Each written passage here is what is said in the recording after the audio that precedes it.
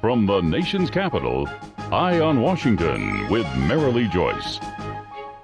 A weekly discussion about the federal issues most important to Nevada. And now, from Washington, D.C., here's Marilee Joyce.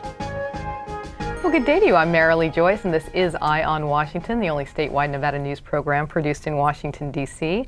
Every week, Eye on Washington takes you straight to Capitol Hill for a discussion with Nevada's delegation and other leaders about the federal matters that matter to you. Today's topic, keep those visitors coming. We're going to find out about efforts to continue Southern Nevada's steady tourism recovery. And my guest today to talk about that are Nevada U.S. Congressman Joe Heck and our very special guest, Mr. Ralenkotter, the president and CEO of the Las Vegas Convention and Visitors Authority. And thanks both of you for being here today. Thank you. 48 states in the District of Columbia rank travel and tourism among their top 10 industry. But in Nevada, it's the lifeblood of the economy. And today on Eye on Washington, the good. A recent report on continued steady recovery in tourism in our guest, Southern Nevada. The Hill Report, what Congressman Heck's working on to help overseas travelers get to the state much more easily, and the challenges that remain. A couple other issues facing my guests as they work to strengthen the state's economy through increased tourism. Well, it's always fun to start my show off with some good news. According to our guest, LVCVA, Southern Nevada tourism continues to show signs of steady recovery. 23 consecutive months of increases in visitation and average daily room rate through January this year. 38.9 million visitors, which is the second highest total in history, and an increase of more than 4% over 2010. And music to the congressman's ears, of course, in addition of 15,000 industry jobs since the low point of the recession in late 2009. And here's hoping for better news yet for 2012. Mr. Ralenkotter mentioned before this show, the LVCVA expects to welcome more than 40 million visitors this year, which is a 2.4% increase over 2011. We have a lot to get to today. I do want to take a moment because I know you're going to want to congratulate him too. I know you've just been named of the chairman of the U.S. Travel Board, so congratulations on that. Would you just take just a second to tell us what that is and why it's so exciting for Nevada that you're the chairman of that? Well, the United States Travel Association is really the voice of our industry, of all travel, whether it's for leisure or for business. And so we are the advocates for increasing travel both domestically as well as internationally. We go up to Congress and the White House and talk about the importance of meetings and conventions and tour and travel because it's all about jobs. And so this will enable Las Vegas and the state of Nevada to be at the table where all these very important discussions are going on, because we're really at a crossroads right now as far as our industry is concerned as we come out of this recession with a steady growth pattern, especially for Las Vegas. And so a lot of issues over the next 24 months will be critical to us to be able to bring more people in. Congressman, he said that word jobs, which is I think about your favorite word, as long as they're in a positive way.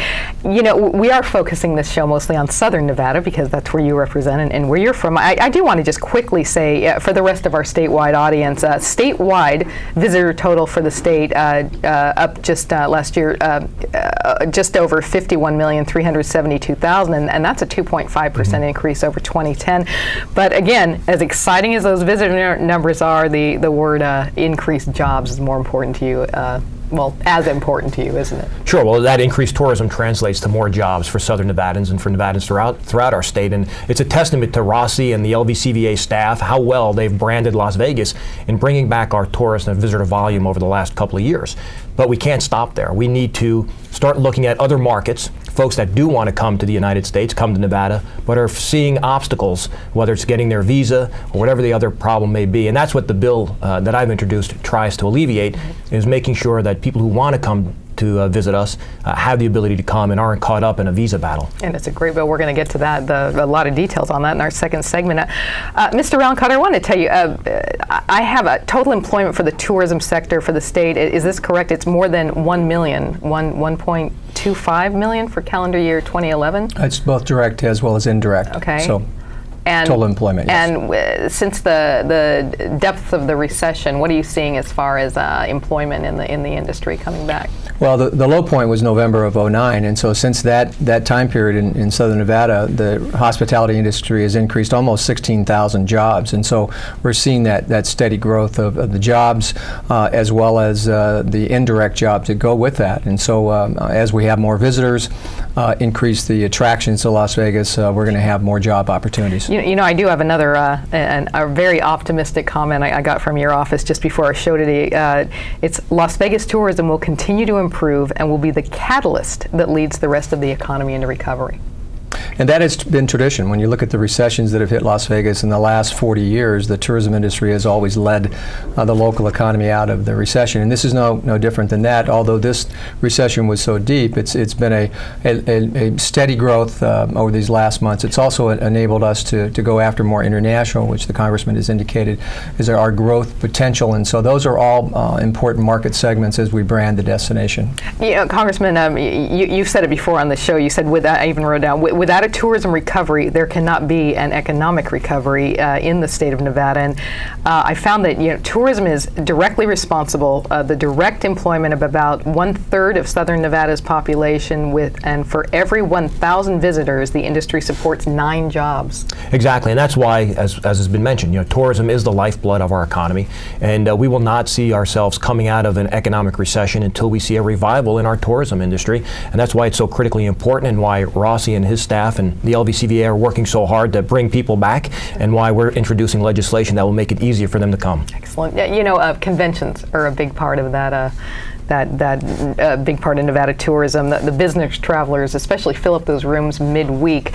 How important overall are conventions to tourism? Well, we have over 20,000 meetings a year in all of Las Vegas, both at our building, the Mandalay Bay, and the Sands Expo.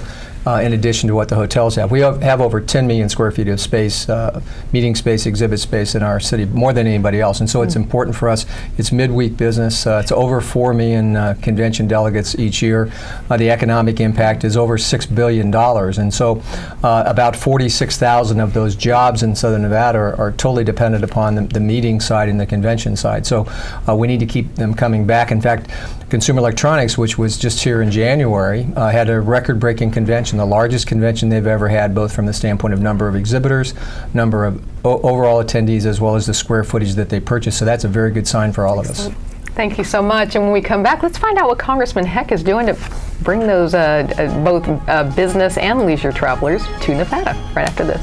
You're watching Eye on Washington with Marilee Joyce, brought to you by the National Mining Association, Caesars Entertainment, the Las Vegas Convention and Visitors Authority, NV Energy, Western Lithium Corporation, the Frias Companies, the Nevada Mining Association, Skyline Restaurant and Casino, and the Regional Transportation Commission of Washoe County. America's minerals have made us a nation of self-reliant dreamers, shaping our world and the endless ways we enjoy it. But red tape often forces us to import more than half the minerals we depend on. Minerals we already have. We don't import our dreams. Shouldn't that go for our minerals too? The National Mining Association. Learn more at nma.org. You already watch Eye on Washington with Marilee Joyce, Nevada's only statewide program produced in Washington, D.C. But for even more news from Capitol Hill that affects you, your family, and your business, you need to read Nevada's Washington Watch, our online newsletter. In-depth reporting on federal efforts that impact you. Our exclusive Inside the Beltway column, putting a microscope on Nevada's congressional delegation. Guest editorials about what Nevada needs from the Hill. Nevada's Washington Watch, your watch on Washington. Subscribe today at nevadaswashingtonwatch.com. Heads we go, tails we stay. A coin flip. That's how it all began for what is now Nevada's largest transportation provider. Charlie Frias, with a can-do spirit and support of his loving wife Phyllis, bought ABC Union Cab in 1966. They then parlayed 5 cabs into a fleet of nearly 1,000. And today, Frias has over 2,000 employees and was recently voted Las Vegas's best company to work for. Frias, safe, reliable, simply the best. So, I got this new family. And I don't know what it is about this one, but she can't seem to put down that toy all day long. Tap, tap, tap, tap. Oh, and she even talks to it. She talks to that more than she talks to him. What's up, bro? Nice shirt. Who's she talking to? Her mom? She talks to her mom a lot. And welcome back to Eye on Washington, our discussion on tourism and some of the federal and industry efforts to maintain and continue the recent increase in visitors. My guests today are Nevada U.S. Congressman Joe Hack and our special guest, Mr. Rossi Ralenkotter, the president and CEO of the LVCVA. When we spoke with the congressman earlier this year here on Eye on Washington about his efforts to strengthen the tourism industry and also make it easier for folks to get to Nevada, we learned that the U.S. Travel Association says increasing foreign travel to the United States would be the most effective form of economic stimulus. Tourist-dependent Nevadans certainly would benefit, and leaders like my guests are on board with efforts to make it easier on those international folks who would like to pay a visit to the state. Congressman Heck is working hard to help them out. His Welcoming Business Travelers and Tourists to America Act seeks to improve the state's department tourist visa system while maintaining security standards. Between the years 2000 and 2010, long-haul international travel grew by 40%, but the U.S. market share of that travel dropped from 17% to 12% during the same time frame. Congressman says he found great inefficiencies in the State Department's visa processing system. His bill directs the Secretary of State to address the parts of the system that discourage overseas business and leisure travel to the U.S.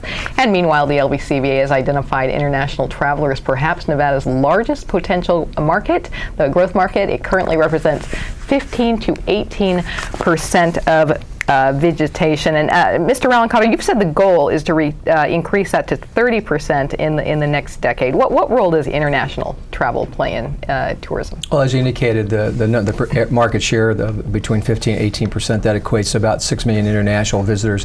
They stay a little bit longer, spend a little bit more money, so the economic impact is closer to 20, 21%. But when you look at the potential growth for all of Las Vegas, it really is in the international marketplace.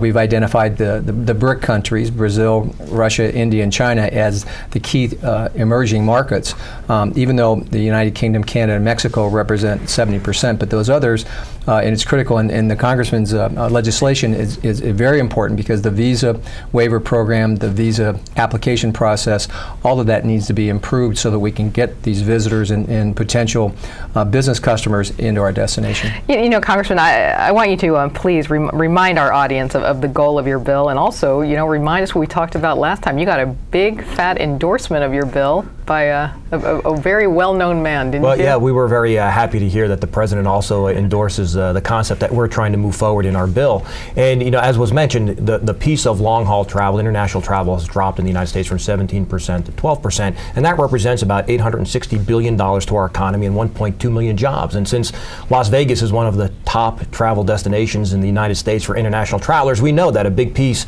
of that money and those jobs will come to Southern Nevada if we can get this bill passed. So what the bill attempts to do is make it easier for those that come primarily from Brazil, India, and China to get their visas, because right now there can be up to 6-month delays before they even get to their visa interview.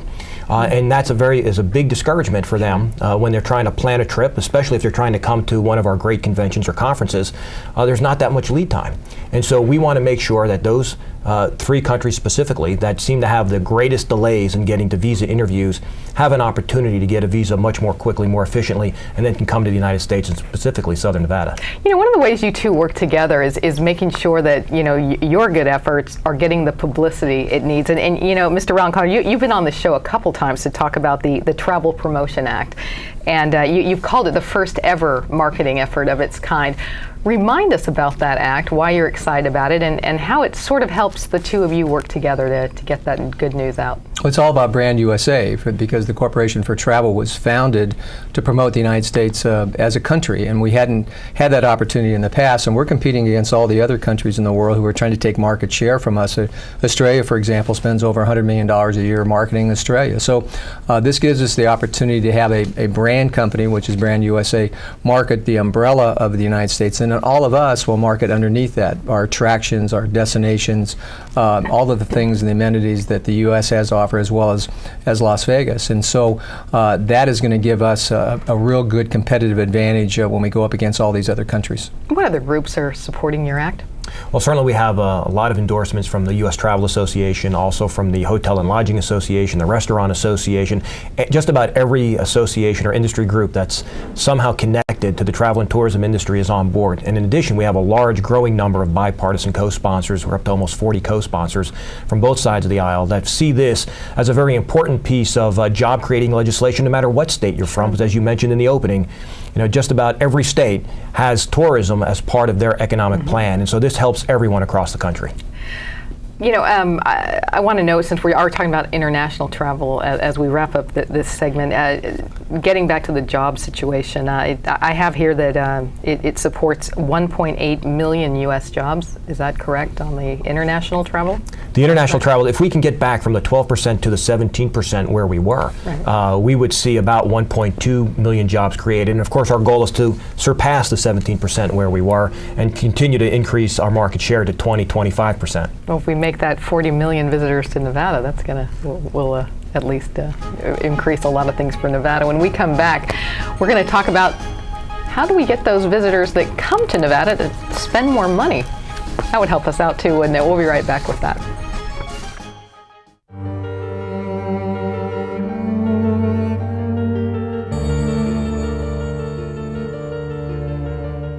Every day, thousands of people in northern Nevada don't get enough to eat. 1 out of 5 children in northern Nevada go to bed hungry every night. But you can do something about it. Catholic Community Services of Northern Nevada has been providing help and creating hope in our community for more than 65 years. By donating food, time, or money, you can make a difference in a hungry person's life. When you make your generous donation to St. Vincent's Dining Room and St. Vincent's Food Pantry, you're helping to fight the scourge of hunger in northern Nevada.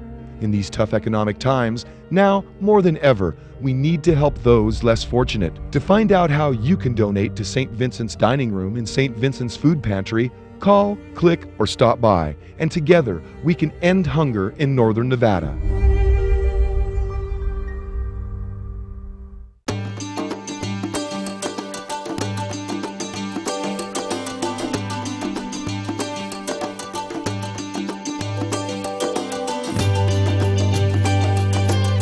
Thanks to an ongoing commitment by America's mining companies, more than 2 million acres already have been reclaimed.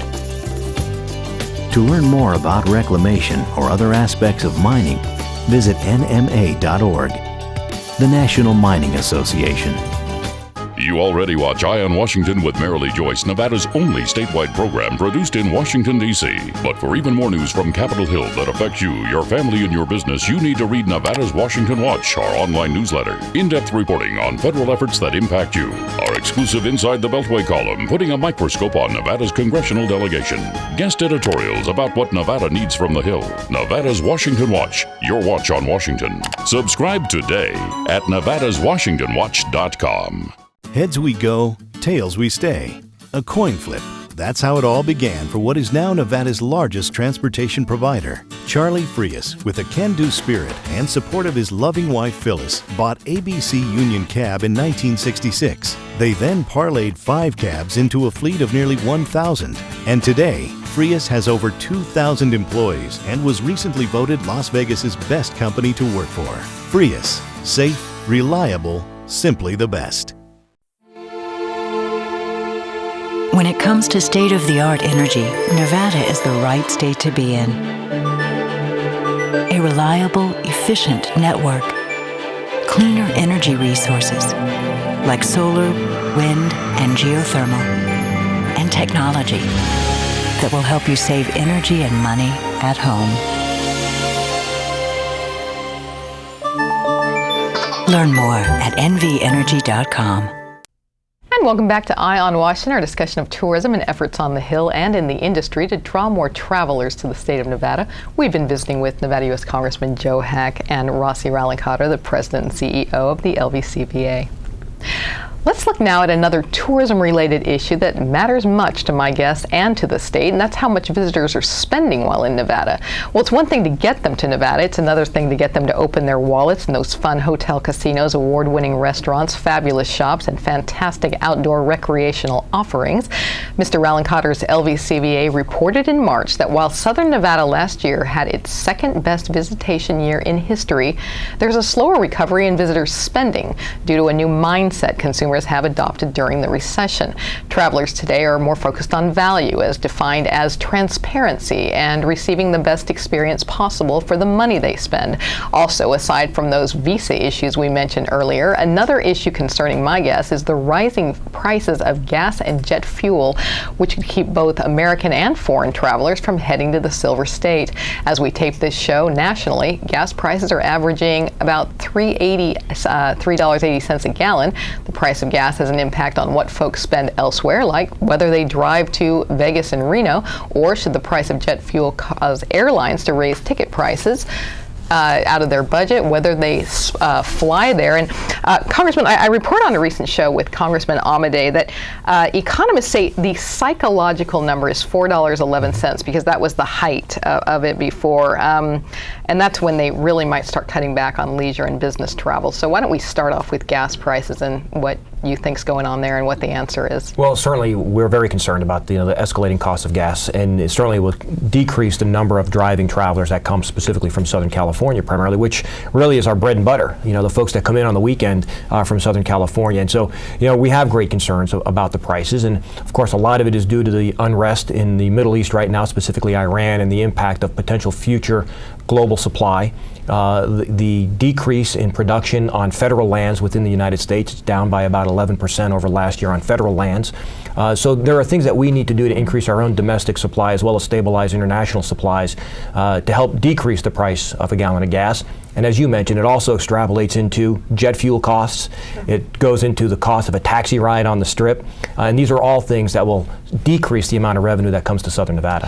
Mr. Ralenkott, what are your concerns there? He brought up, I had in my notes to ask you specifically about Southern California and the driving situation. Right, well, about 30% of our visitation is from Southern California, and close to 75% of that is drive-in. So we are very concerned about the rising price of gasoline. Supply in the past was, in the 70s, was the major issue, but as the price increases, people are very price conscious. The value proposition is what they're looking for. So what we have to do is give people more reasons to come to Las Vegas. We need to have more special events, but we also need to monitor what is happening on that price and see when people stop traveling for vacations. But we still need to reach out and talk about the value. This is the best time ever to visit Las Vegas because of that value proposition and the packages that the hotels have put together. And you'd mentioned before the show that new consumer mindset, of course, that affects all of us in so much of our purchasing, et cetera. What are hotels and other tourist-focused companies doing to encourage spending? Well, again, they're bundling the experience, both on the internet as well as of what they're offering to the consumer. And so it could be a spa day, a golf, restaurant opportunity, a shopping experience, the entertainment side. And so they're allowing the customer to pick and choose in kind of a shopping cart mentality. And so that has allowed them to add more things to the experience. And people they're going to select, say, to go on a cruise or come to Las Vegas. And so they look at both of those opportunities and say, okay, where's the best value? And that's what Las Vegas now is doing, giving you all these different opportunities to have a great time and then come back again. Congressman, again, during that show with Congressman Amade, we mentioned that economists so far don't think that the rising gas prices would derail the economy, but they were talking about spending everywhere. They weren't specifically talking about tourism. What are some of your concerns as far as the rising gas prices specifically on tourism? Well, sure, the price of a gallon of gas gets rolled into just about everything that we buy. So you're going to see groceries go up. You're going to see clothing go up. Everything that's transported. You're going to see that increased cost associated with moving the goods from the point of manufacture to the point of retail is going to be an increasing cost. And so the same thing is going to happen at the shops that we have in Southern Nevada. There's going to be some increases in prices. And again, as Rossi was saying, it's all about the value-added package that's going to be presented to folks. They come in, whether it's the ability to take part in the shopping experience and getting value for their dollar. There'll be a tipping point. Obviously, when the price of the gallon of gas gets to a certain level where it no longer makes sense, our goal is to make sure that the package makes sense, including that price of transportation. That sounds good. We're going to get to our mailbag segment in just a second. I do want to mention that, of course, the Congressman serves on the caucus, the Travel and Tourism Caucus, and that's another way that you guys work together to get the word out about good things for Nevada, for travel and tourism. And we're going to be right back with our mailbag segment right after this. All of us at Caesars Entertainment have something we want to say. Play responsibly. Play responsibly. We don't want you to gamble if you've had too much to drink. You shouldn't gamble if you're lonely or depressed. And if you're under 21, you're not allowed to play. No. No matter which of our casinos you come to, our message is always the same. Play responsibly. Play responsibly. Play responsibly. We know you're coming to our casinos to have a good time, and we always want you to leave feeling like you did. America's minerals have made us a nation of self-reliant dreamers, shaping our world and the endless ways we enjoy it. But red tape often forces us to import more than half the minerals we depend on. Minerals we already have. We don't import our dreams. Shouldn't that go for our minerals too? The National Mining Association. Learn more at nma.org.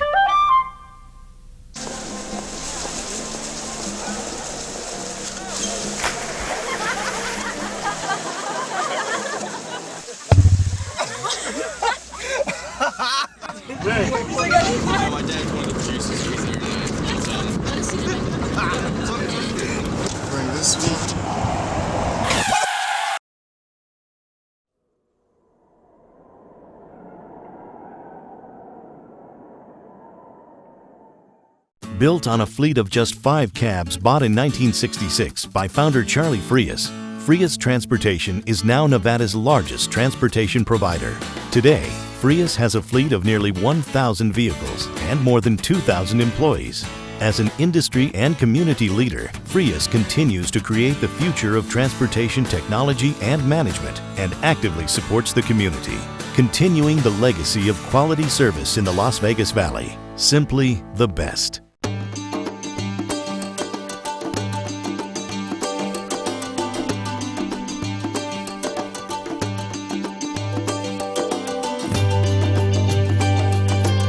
Thanks to an ongoing commitment by America's mining companies, more than 2 million acres already have been reclaimed.